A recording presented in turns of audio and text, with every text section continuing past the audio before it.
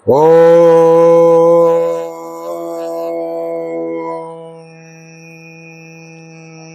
शांति शांति शांति। ईश्वर की अमृत धारा चैनल में आप सभी का हार्दिक स्वागत है, हार्दिक अभिनंदन है। सभी महानुभावों को सादर नमस्ते। प्यारे दर्शकों, आज हमारा एपिसोड शंका समाधान अर्थात प्रश्न आपके और जवाब हमारे का एपिसोड हम 2 बना रहे हैं। एपिसोड 3 बना रहे हैं। तो उसमें कुछ एक प्रश्न और हमारे सामने आए हैं। हम उसको फिर से वैदिक विधि से उसका ठीक ठीक उत्तर आप तक पहुंचाने का हमारा ये प्रयास है। सभी का धन्यवाद। हाँ जी, हमारा आज का पहला प्रश्न है, मोह और प्रेम में क्या अंतर है? हाँ जी, प्रश्न आया है कि मोह और प्रेम में क्या अंतर है। ये देखिए जी, वैसे तो बताया जाता है कि संसार से स्नेह होना वो हमारा मोह है, और ईश्वर से प्रेम होना वो हमारी श्रद्धा है, हमारी भक्ति है। तो प्रेम हमें करना चाहिए, हर जीव से करना चाहिए, अपने परिवार से, हर जीव से, जंतु से, कीट पतंगों से, सभी से हमें प्रेम करना चाहिए। इसके अलावा सभी प्रकार की जो वनस्पति है उन सब से भी हमें प्रेम रखना चाहिए। अर्थात ईश्वर की बनाई जितनी भी प्रकार की वस्तुएं हैं उन सब से हमें प्रेम रखना चाहिए, लेकिन उसके अंदर आसक्ति नहीं रखनी चाहिए कि भाई ये कोई फूल है, खिला देखा हमने, हाँ अच्छा है, उससे उसे प्रेम करना चाहिए, दूर से उसका आनंद लेना चाहिए।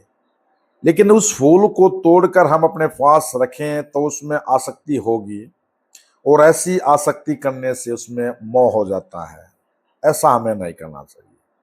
हमें अपने सब कार्य प्रेम पूर्वक बगैर आसक्ति के अगर हम करते हैं तो हमारा श्रद्धा है, हमारा प्रेम है। अन्यथा उसमें जब आसक्ति हम दिखाएंगे तो वो हमारा मोह है। हाँ जी जी, हमारा आज का दूसरा प्रश्न यह है कि सच्ची शांति बाहर मिलती है या मन के अंदर? जी, देखिए सच्ची शांति तो मन के अंदर ही मिलती है, इसमें कोई दो राय नहीं है। लेकिन अब ऐसा भी नहीं है कि ये जो संसार है इसमें सुख नहीं है। सुख है, लेकिन क्षणिक भर का सुख है।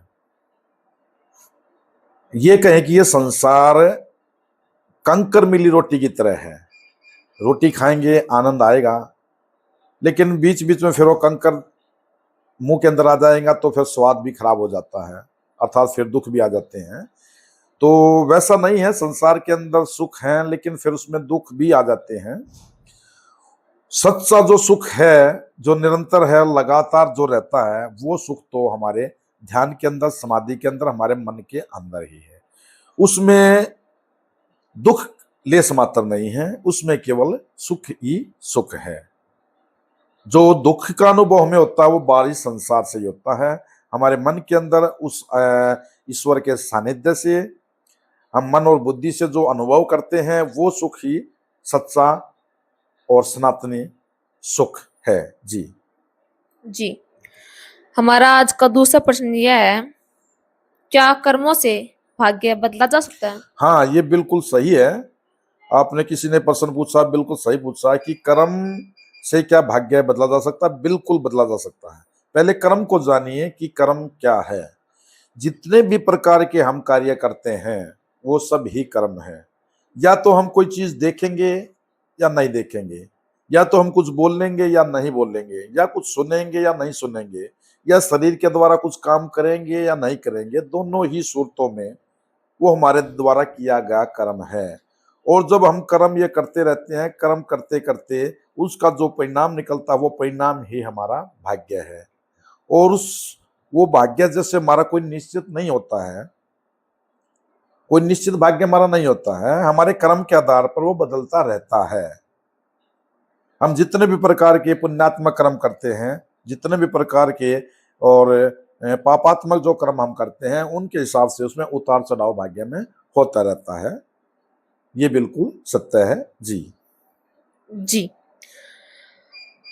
हमारा अगला प्रश्न ये है, क्या मौन भी एक प्रकार की साधना है? हाँ जी, मौन ही सच्ची साधना है, क्योंकि मौन रहने से हम अपने अंतर मन के अंदर जो चल रहे अनुभव को हमें जान सकते हैं। उस आत्मिक सुख का हमें आनंद मिलता है, ले सकते हैं, अनुभव कर सकते हैं, देख सकते हैं। तो मौन रहने से ये एक प्रकार का भी योग है कि मौन रहकर हम बाहरी संसार से अपने को थोड़ी देर के लिए दूर करते हैं। जैसे हम ध्यान है, ध्यान में हम अपने विषयों को, अपनी इंद्रियों को उसके विषयों से हटाते हैं। तो भी इंद्रियों को उसके विषयों से हटाना वो मौन, वो साधना है। अब उसमें चाहे हम मौन रह के करें, आंखें बंद करके करें, कानों को बंद करके करें, या चाहे जैसे करें, इंद्रियों को उसके विषयों से हटाना वो साधना है। इंद्रियां हमारी आंख, नाक, कान, त्वचा, जिह्वा, और उनके विषय है रूप, रस, गंध, स्पर्श, स्वर। जब इनसे उनको हम हटाते हैं तो वो एक प्रकार की साधना है। उस साधना से हमें आत्मिक सुख, अपना मन, बुद्धि और ईश्वर का परम सुख हमें प्राप्त होता है जी। जी। हमारा अगला प्रश्न यह है, क्या क्षमा करना आध्यात्मिक शक्ति की निशानी है? हाँ जी, क्षमा, देखिए, जो मनुष्य है वो उनका पहला कर्म होता है। वो कहते हैं ना, जैसे किसी महापुरुष ने कहा है कि दया धर्म का मूल है, पाप मूल अभिमान। तुलसी दया न छोड़िए जब तक लगी गट्टी में प्राण। अर्थात हमें दया भाव नहीं छोड़ने चाहिए। हमें मनुष्यों की तो बात ही क्या है, दूसरे सभी जीवों पर हमें दया रखनी चाहिए। ये हमारा कर्तव्य है। हर मनुष्य का ये कर्तव्य है कि वह सामने वाले जीव पर दया रखे, और उनसे जाने अनजाने में कोई अपराध हो जाता है तो उसको क्षमा करे। क्षमा करना सबसे बड़ा धर्म माना गया है। सामने वाले से कोई जाने अनजाने में गलती हो जाती है, वो क्षमा याचना करे या ना करे, एक महापुरुष जो होते हैं वो उसको माफ कर ही कर देते हैं। तो आप चाहते हैं कि अच्छा जीवन जीना, अच्छा जीवन ईश्वर के उपदेशानुसार अपना जीवन को जीना, तो इस क्षमा भाव को अपने हृदय के अंदर आपको संजोए रखना होगा। सभी पर दया रखनी होगी, क्योंकि ईश्वर भी हमें, हमारे अपराधों को हमें क्षमा कर देना चाहिए। ईश्वर के सभी जितने उपदेश हैं उन उपदेशों में से एक ये भी है क्षमा। किसी से जाने अनजाने में कोई अपराध हो जाता है तो उसको क्षमा कर देना चाहिए। फिर भी वो बार बार अपराध करता रहता है तो हमें ईश्वर का एक मंत्र जैसे आता, तो ईश्वर मंत्र के माध्यम से योस्मान द्वेष्टि यम वयम द्वेषमस्तम वो जम्बे दद्म है, कि हे ईश्वर, जो हमारे पर बार बार अन्याय कर रहा है, गलतियों पे गलती कर रहा है, हम उसको आपके ही न्याय पर छोड़ते हैं। ईश्वर क्षमा तो नहीं करता है, लेकिन हमारा ये कर्तव्य है कि सामने वाले को क्षमा करे और इसको ईश्वर के न्याय पर ही छोड़े जी। जी। हमारा अगला प्रश्न यह है, क्या सच बोलना हमेशा सही होता है, भले बिल्कुल। किसी को बुरा लगे? हाँ जी, देखिए, सत्य, बिल्कुल आपने सही कहा है, सत्य बोलना ही चाहिए। वो हमें लगता है कि सामने वाले का कोई बुरा उसमें होता है, लेकिन वास्तविकता ऐसी नहीं है। वो हमें हाल में ऐसा दिखाई देता है, लेकिन जब धीरे धीरे उस पर विचार आता है तो जब वो सत्य बोलना, वो सामने वाले जिसके बारे में भी जो सत्य कहा गया है वो भी उसको जान लेता है कि वो जिसने जो बात कही, सत्य सत्य जो कही है वो ठीक ही है। सत्य कड़वा हो सकता है लेकिन वो लाभकारी होता है। सत्य कितना ही कड़वा क्यों ना हो, लेकिन लाभकारी होता है। हमेशा हमें सत्य का ही ग्रहण करना चाहिए।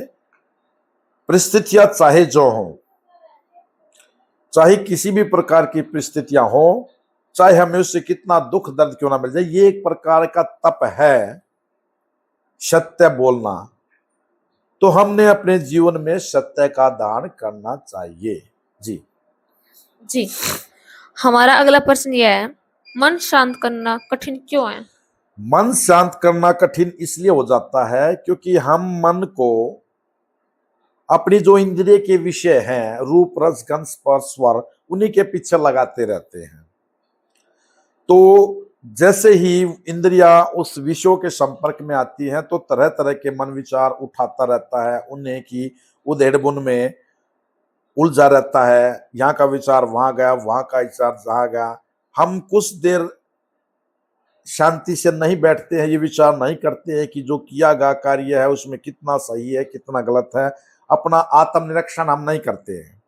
एक मनुष्य को चाहिए कि दिन भर में वो 2 मिनट 3 मिनट या बिस्तर पर जाने से पहले या बिस्तर पर कुछ क्षण के लिए अपना आत्मनिरीक्षण करिए कि मेरा पूरा दिन में जो किया गया कार्य है वो किस तरह से रहा है, यानी मैंने ऐसा क्या कर दिया जो मुझे नहीं करना चाहिए था, और क्या मैंने नहीं किया जो करना चाहिए था।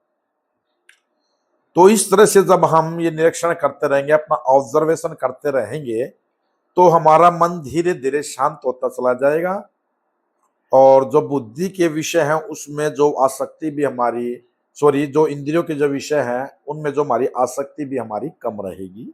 जी। जी। हमारा अगला प्रश्न यह है, क्या आत्मा को दुख होता है या मन को होता है? हाँ, आत्मा को दुख नहीं होता है। हमारे योगीराज श्री कृष्ण जी महाराज ने गीता में कहा है कि आत्मा वो सूक्ष्म तत्व है, वो जो अपने आप में पूर्ण है, उसको कोई सुख या दुख का अनुभव नहीं होता है, उसको सुख या दुख चाहिए भी नहीं है। वो तो केवल हर चीज का साक्षी होता है। ये जो सुख और दुख का जो अनुभव है और उसके प्रति जो विचार आते हैं वो केवल मन के विचार हैं, वो हमारे मन के विचार हैं। और बुद्धि हमारे इस पे भी कहती है, इस पे भी ये निर्णय देती है कि जो दुख आया है वो तुम्हारी अपनी गलती से या सामने वाले के अन्याय से आया है, तुम्हें इसमें ज्यादा परेशान होने की आवश्यकता नहीं है। मन हमें ये भी ठीक ठीक निर्णय देती रहती है, वो बुद्धि का कार्य है। लेकिन ये सुख दुख प्यार ईर्षा द्वेष, ये सारे के सारे जो आते हैं, ये जितने भी प्रकार के विचार आते हैं, ये केवल मन के होते हैं, और बुद्धि से, इसके आत्मा से इसका कोई संबंध नहीं है। जी। जी। हमारा अगला प्रश्न यह है, क्या सच्चा सुख किसी वस्तु से मिल सकता है? जी, आपने अच्छा प्रश्न किया है कि जो सच्चा सुख वो किसी वस्तु, व्यक्ति या स्थान आदि से मिल सकता है, तो इसका उत्तर है नहीं। सच्चा सुख तो आप ये चाह रहे हैं कि वो असीम सुख जो लगातार ही बना रहे, अर्थात हमें भूख लगी है और भूख लगने बाद हमारी मनपसंद भोजन आया है, और उस भोजन का जब पहला निवाला हमने मुंह के अंदर लिया है और जाड़ से जब उसको पीसा है, और पीसने बाद जो रस अंदर गया है और उससे जो मिला हुआ आनंद, वही आनंद अगर हम लगातार असीम समय तक चाहते हैं तो वो भौतिक वस्तुओं से नहीं मिलेगा। आप देख रहे होंगे कि पहले हमने वो निवाला लिया, फिर उसके बाद दूसरा लिया, उसके बाद तीसरा लिया, फिर अगला, फिर अगला, फिर अगला। एक समय ऐसा आ जाएगा कि उस भोजन को देखने का हमारा मन भी नहीं करेगा। तो इससे ये साबित होता है, इससे प्रमाणित होता है कि भौतिक चीजों में पूर्ण सुख नहीं है। पूर्ण सुख हमें ईश्वर के सानिध्य से ही मिलता है। वही हमारा सच्चा सुख है, वही अनंत सुख है, वही हमारा परम सुख है। जी। तो आज हमने कुछ प्रश्नों के बारे में जाना। ये हमारे कुछ लोक व्यवहार के प्रश्न थे। मैं समझता हूँ इससे आपका कल्याण हो, और इस कल्याण स्वरूप आप इस वीडियो को ज़्यादा से ज़्यादा लाइक करें, ज़्यादा से ज़्यादा लोगों तक इसको फैलाएं, उसको अगली हमारी वीडियो आप तक जल्दी पहुँचे, उसके लिए चैनल को सब्सक्राइब करें। हमारा समय समाप्त हुआ। आप सभी का धन्यवाद। ओम सम।